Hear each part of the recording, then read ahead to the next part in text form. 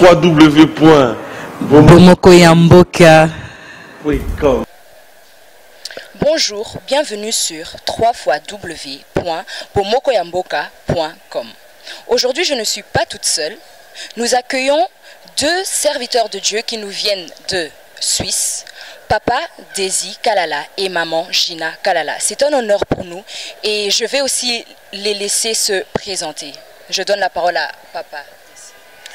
Oui, bonjour, je m'appelle Papa Desi Kalala, je suis évangéliste et conducteur de louanges. Voilà, c'est ça, j'habite en Suisse, marié, père de 4 enfants, grand-père 3 fois, voilà. Et notre Maman Gina. Bonjour, je suis Maman Gina de Lausanne, Kalala, donc c'est mon mari, sérieusement marié. Gloire à Dieu. Aujourd'hui, je suis vraiment très heureuse de pouvoir les accueillir.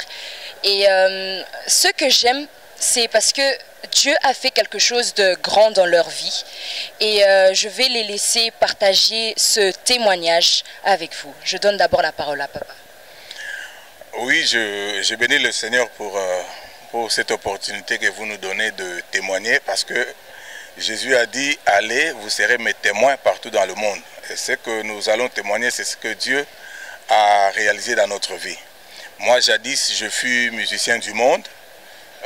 Pour ceux qui voient que mon visage leur est familier, il y a 20 ans, j'étais encore musicien de Wenge Musique à BCBG 4x4. L'original avec tout le monde, les Weranson, les Jibin Piana ensemble. Donc je peux dire que je suis le premier clavieriste officiel de Wenge Musica après Alain Makaba qui cumulait la guitare et le clavier. Voilà, mais il y a 19 ans, je me suis converti. J'ai rencontré le Seigneur à Lausanne où on était, où je suis arrivé en 1996. Et moi, je suis venu au Seigneur le plus normalement possible. Je n'étais pas malade, je n'avais pas de problème de fétiche, je n'avais pas besoin de je ne sais pas quoi. On m'a juste appelé pour aller aider dans une église pour jouer de la musique pour eux dans l'église. Et au fur et à mesure que j'ai fréquenté l'église, la parole de Dieu qui était prêchée m'a convaincu. J'ai arrêté de faire ce que je faisais de mondain. Je me suis converti, c'est-à-dire 2 ans après, en 98, je me suis fait baptiser. Et puis, c'est là, en Suisse, où j'ai rencontré mon épouse. Et avec elle, on est là sérieusement mariés, comme elle a dit, pour le meilleur et pour la vie. Ben voilà, moi, ce que je peux donner comme témoignage par rapport à moi-même, c'est que j'étais un homme, j'aimais beaucoup la vie, j'aimais beaucoup le monde. J'ai vécu ici, à Bruxelles ici pendant près de 4 ans, où je n'avais que la vie de boîte de nuit, la vie des cafés, la vie de débauche, la vie des concerts, des choses comme ça. Bon, maintenant, la vie d'alcool aussi, parce que je buvais à l'époque. Mais maintenant, Christ m'a pris. Je n'arrivais pas à comprendre que moi qui aimais tant la vie, je pouvais un jour dire que non. Comme Paul dit qu'il regarde ça comme de la boue, la vaine gloire humaine, j'ai pu regarder ça aussi comme de la boue. Et j'ai pris plaisir à servir le Seigneur, c'est devenu une passion pour moi. Et ça, même pour ma propre famille, c'est un grand témoignage que je sois une nouvelle créature en Jésus. Donc c'est ça mon témoignage à moi. Par contre, le témoignage auquel j'ai participé, c'est celui de mon épouse qu'elle va vous donner elle-même parce que c'était un témoignage très puissant. Mais j'y ai participé à ma manière aussi. Voilà. Gloire à Dieu. Je vais donner la parole à Maman. Donc, moi, c'est Maman Gina, comme je l'ai dit tout à l'heure. Moi, j'ai grandi à l'église. J'ai passé toute mon enfance à l'église. Maintenant, quand j'ai eu notre première fille, quand elle a eu 9 ans, je suis de nouveau tombée enceinte. Et là, j'ai contracté une petite infection. J'étais chez mon gynécologue qui m'a donné des médicaments. Et ces médicaments-là, j'étais allergique à ce médicament. Et j'ai contracté une hépatite médicamenteuse. C'est-à-dire j'avais ma peau qui partait, qui tombait, mes cheveux qui tombaient. Mon foie était abîmé à 80%. Donc j'étais devenue méconnaissable, j'avais 30 kilos en moi. Les médecins m'ont dit, nous ne pouvons plus rien faire pour vous. Entre-temps, j'ai perdu les bébés. Les bébés n'ont pas pu supporter tous les médicaments parce que tout mon intérieur était pourri. Donc je pouvais rester sur place là, puis tout d'un coup il y a des puits qui me sortaient comme ça. Il y avait, quand je me grattais, les cheveux tombaient, ma peau tombait, donc tout était fini. Parce que les médecins m'ont dit qu'ils ne pouvaient plus rien faire pour nous. Mais il nous a donné un conseil, mon médecin m'a dit, mais si j'étais vous, je prierais tous les jours. C'est comme ça que nous sommes partis à l'église, prier. Mais on ne priait pas pour moi, on priait pour l'église. On priait pour d'autres choses, pour d'autres personnes. Et c'est comme ça que petit à petit, le Seigneur a commencé à me guérir. Et ça, j'ouvre une parenthèse. J'avais écouté une prédication qui nous parlait d'Abraham qui avait donné son fils Isaac comme sacrifice. Alors, pour nous, les chrétiens, maintenant, l'Isaac, c'est quelque chose qu'on a de plus cher dans nos cœurs. Alors, tout ce que nous, on avait comme bijoux, comme tout en or, on a été le donner à l'autel vers le Seigneur et on a demandé au Seigneur de nous guérir. Et c'est comme ça que petit à petit, le Seigneur nous a guéris. Et moi qui étais malade avec le foie abîmé, impossible à guérir, Dieu m'a guéri. Et non seulement il m'a guéri, il a ouvert ma matrice parce que tous les médicaments avaient tout abîmé à l'intérieur de moi. Donc je ne pouvais plus du tout concevoir. Mais c'est chez les mêmes médecins qui avaient dit que je ne pouvais plus concevoir, que j'avais des hormones masculines, que j'avais pas d'espace dans mon utérus pour enfanter. Il avait dit plein de choses. Mais c'est ce même médecin-là que j'ai été et qui a constaté que j'ai eu une grossesse. Alors, nous avons une autre fille qui s'appelle Eliana, qui veut dire Dieu est Dieu. Il a répondu à notre prière. Et quelques temps après, nous avons eu une autre fille qui s'appelle Nora. L'Éternel est ma lumière. Donc, juste pour dire aux gens que, quelle que soit la situation, quels que soient les pronostics, les diagnostics de médecins ou de qui que ce soit, Jésus-Christ guérit encore. Il est le même hier, aujourd'hui, éternellement, et de ne pas se décourager. En gros, c'est ça. Amen, gloire à Dieu. Franchement, je vous dis que Dieu est puissant. Ceux qui limitent la puissance de Dieu, vous avez tort, car Dieu agit encore, Dieu guérit encore. Gloire à Dieu. Et voici l'album de ce couple qui s'intitule « Ma gratitude ». Donc en fait, c'est le remerciement envers le Seigneur pour tout ce qu'il a fait. Oui, donc mon mari a écrit ces chants pour remercier le Seigneur de ce qu'il a fait dans notre vie, qui s'appelle « Ma gratitude ». En fait, c'est un disque, c'est des chants d'adoration, de louange. Et pour les personnes qui veulent avoir cet album, ils doivent faire comment, papa? Ils peuvent aller chez Kin Express à la galerie d'Ixelles. Il y a encore quelques exemplaires. Et comme nous sommes en rupture de stock aussi, nous allons devoir vite produire un autre lot pour pouvoir circuler avec pendant les témoignages et puis donner aussi aux disquaires pour qu'ils puissent le distribuer en attendant le volume 2 que nous préparons, parce que ici c'est essentiellement l'adoration et la célébration pour le volume 1. Et puis le volume 2 qui va sortir, ce sera 100% louange congolaise, comme ça qu'on l'a intitulé. Mais, ben, voilà. Mais en attendant de produire celui-là, comme l'été arrive, on prépare, on tourne les clips de celui-ci et puis on retire un lot pour pouvoir distribuer. Ok, gloire à Dieu. Et l'année passée, vous avez organisé une soirée d'adoration, un culte d'adoration. Comment est-ce que ça s'est passé? Il y avait du monde, ça s'est passé comment en gros? En tout cas, Dieu nous a fait grâce. C'était à l'hôtel Movenpick. C'est notre deuxième concert, hein, intitulé « Dans la présence du Père ». Parce que quand tu es dans la présence du Père, quelles que soient les difficultés, tu te sens en sécurité. Tu sais que tu as un papa qui peut te garder, qui peut te protéger de tout. C'est comme ça que nous avons intitulé ce concept. C'est un concept d'adoration. Et le Seigneur a pu toucher les gens par son adoration. Parce que Dieu siège au milieu de la louange de son peuple. Donc Dieu vraiment s'est manifesté, les gens étaient là. Et nous avons ensemble adoré le Seigneur. Amen, gloire à Dieu. Et il y a quelques jours, vous avez été consacré par rapport à votre ministère. Pourras-tu un peu nous en parler par rapport à ça? Oui, nous avons chacun notre appel. Et puis ce n'est pas parce que nous sommes un couple qu'on nous a consacré un couple d'évangélistes. Non, moi j'ai eu mon appel d'évangéliste et mon épouse a son appel d'évangéliste. Et si nous sommes tout le temps ensemble, c'est déjà parce que dans les ministères d'adoration que nous faisions avant, nous le faisions ensemble. Et que nous sommes mariés dans la vie, donc nous sommes couple à la scène et à la ville aussi. Mais maintenant, les choses vont devoir changer parce que si elle est appelée quelque part pour aller prêcher, elle ne va pas forcément m'amener, tout comme moi aussi je ne vais pas forcément l'amener. Donc les gens qui la connaissent, qui ont besoin de l'avoir prêché, d'entendre ce que Dieu a mis en elle, ils peuvent l'inviter. Et puis ceux qui m'inviteront moi aussi, je pourrai aller répondre. Ceux qui nous inviteront à deux, nous pourrons aller répondre aussi. Mais seulement pour le ministère d'adoration, on est habitué à nous produire ensemble, mais elle peut aussi se produire seule si elle a un groupe d'accompagnement. Et moi aussi, je peux me produire seul, ça c'est pas un souci. Mais maintenant, pour revenir à la consécration, nous avons attendu le temps de Dieu.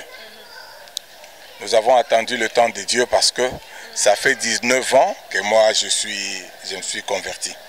Ça fait 19 ans. Et pendant les 19 ans, j'ai commencé, dès ma conversion, j'étais déjà conducteur de louanges dans l'église.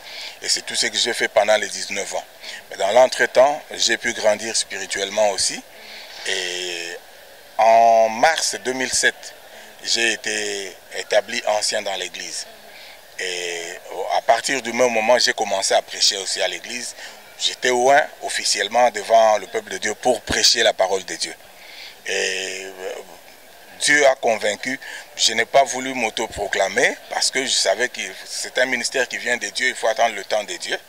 Et puis ce n'était pas non plus un couronnement parce que je suis resté longtemps à l'église à côté d'un même pasteur pendant plus de 15 ans, non.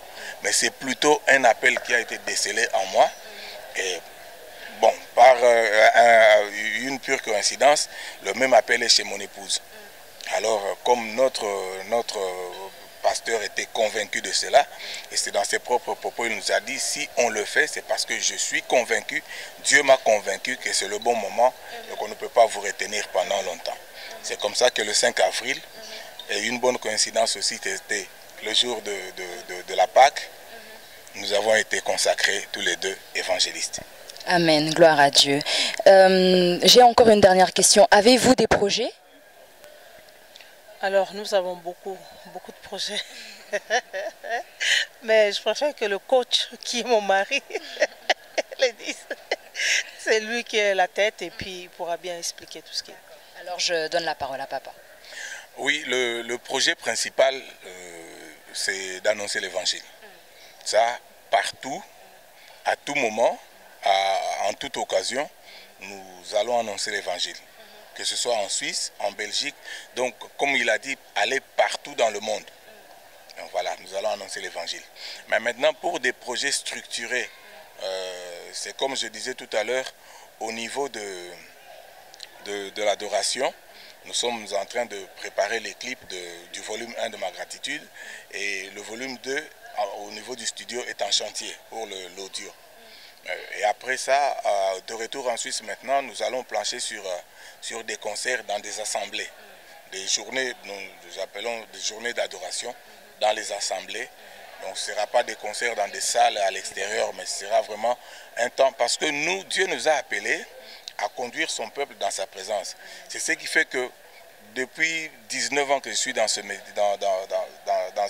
métier-là, je n'ai jamais été attiré par trop de production discographique ou trop de production scénique parce que tel a fait, moi aussi je fais, parce qu'il y a eu un long temps passé, je n'ai pas sorti de disque, non. Moi je m'épanouis, comme mon épouse aussi, nous nous épanouissons dans la présence de Dieu lorsque nous conduisons les gens à l'église, que ce soit pendant des séminaires, pendant des cultes normaux, nous prenons plaisir à répandre nos cœurs devant le Seigneur. Donc, mais là nous rentrons, nous avons dit, nous allons faire un tour d'église chez nous à Lausanne et en dehors de Lausanne. Nous allons faire un tour d'église aussi pour adorer ensemble avec le peuple de Dieu. Voilà un peu dans un bref délai les projets que nous avons. Voilà. Mais avez-vous peut-être l'idée de venir organiser une journée d'adoration ici en Belgique? Oui, nous avons l'idée. Nous avons parlé avec un pasteur qui est adorateur aussi. Parce que nous avons été témoignés chez eux, c'est à l'église Shekinah Cathédrale, à Anderlecht, je crois. Et puis il y a le pasteur, l'un des pasteurs de cette assemblée qui est le pasteur Edouard Philippe Chibangu, est un adorateur aussi. Alors nous avons vu que nous avions quelque chose en commun dans la lecture de l'adoration que nous avions. Nous avons projeté que dans quelques mois, probablement à la rentrée, sera vraiment vers septembre. Nous allons pouvoir venir ici et faire cette journée d'adoration dans l'église. Nous n'irons pas louer une salle à l'extérieur, nous allons faire cette journée d'adoration dans l'église. Et par la même occasion, nous allons pouvoir associer des jeunes talents de Bruxelles. Nous allons associer aussi des membres des autres assemblées, parce que ce n'est pas seulement pour Shekinah, c'est pour le corps du Christ que nous allons travailler. Nous allons associer aussi d'autres adorateurs pour que nous fassions une grande journée d'adoration et des témoignages aussi, où nous allons parler du Seigneur, de ce qu'il fait au jour le jour dans notre vie. Donc c'est dire que la réponse est positive par rapport à votre question. Ok, gloire à Dieu. Ben voilà, nous arrivons à la fin de notre émission. Avez-vous peut-être des remerciements? Moi, je voulais juste, j'avais oublié de dire quelque chose, que dans un proche avenir, nous allons faire quelque chose avec nos jeunes couples, avec les couples, pour essayer d'apporter aussi notre expérience. Par exemple, pendant que moi j'ai été malade, donc c'est papa qui s'est occupé de moi, c'est lui qui m'a lavé. C'est lui qui m'a nourri comme on nourrit un bébé. Donc ça pourrait être, je pense, un petit quelque chose dans les couples, comment se conduire vis-à-vis de l'un des conjoints quand il est malade, ou quand il perd un travail, ou quand il est dans une incapacité quelconque. Donc que le Seigneur nous aide pour qu'on puisse faire, déjà on le fait, pour qu'on puisse continuer dans cette optique, et puis d'avoir un plus grand nombre de gens pour qu'on puisse aussi, par rapport au couple, donner notre petite expérience. Et puis bon, je remercie le Seigneur pour tout ce qu'il a fait, toi, ton équipe, et puis voilà quoi. Gloire à Dieu. Je remercie le Seigneur déjà pour cette occasion qu'il nous a accordée de pouvoir passer à travers votre média et côtoyer le peuple de Dieu. Je te remercie aussi avec ton équipe, avec Bomoko Yamboka, c'est ça? Avec Bomoko Yamboka, et je souhaite vraiment un bon vent à vous, à tout ce que vous faites, que le Seigneur ait toujours sa main posée sur cette œuvre, parce que c'est pour sa seule gloire. Ensuite, je voudrais aussi remercier tous les bien-aimés que nous avons croisés en Belgique, qui nous ont accueillis et soutenus. Notamment, nous étions venus principalement pour la conférence des leaders qui s'est tenue, qui s'appelle ALAC, qui s'est tenue ici la semaine passée. C'était à l'église, au centre de réveil Fleuve d'eau vive à Forêt. Et nous remercions le pasteur Guilain Lukonko qui nous avait reçus là-bas avec beaucoup d'amour. Et puis le pasteur, le révérend Tchalo Kachunga d'Afrique du Sud, qui est visionnaire de cette conférence de leaders, qui nous avait fait passer de très bons moments là-bas. Aussi, nous remercions l'église Shekinah avec le pasteur Richard et le pasteur Philippe et tous les bien-aimés qui nous ont accueillis là-bas. Nous remercions le frère Massa Manzinga et son épouse aussi pour la communion fraternelle. Et est-ce que j'ai oublié quelqu'un? Voilà, maman Julie Tchenda, lui et son mari Pascal Prosper Mwamba, qui sont vraiment, je peux dire, des jumeaux pour nous. C'est des gens qui nous portent dans leur cœur, qui nous ouvrent des portes, qui nous aiment beaucoup. On voudrait aussi saluer maman Pasteur Evodi Pouela à Ostende.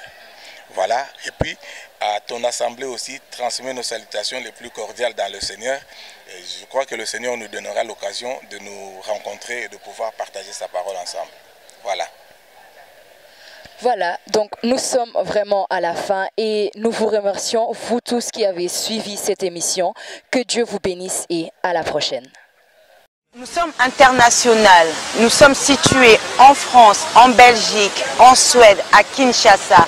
Pour vous servir toute information, n'hésitez pas à nous contacter sur www.bomokoyamboka.com. Donc, on est à Likolo, on a information à Bino Kitoko, Boya.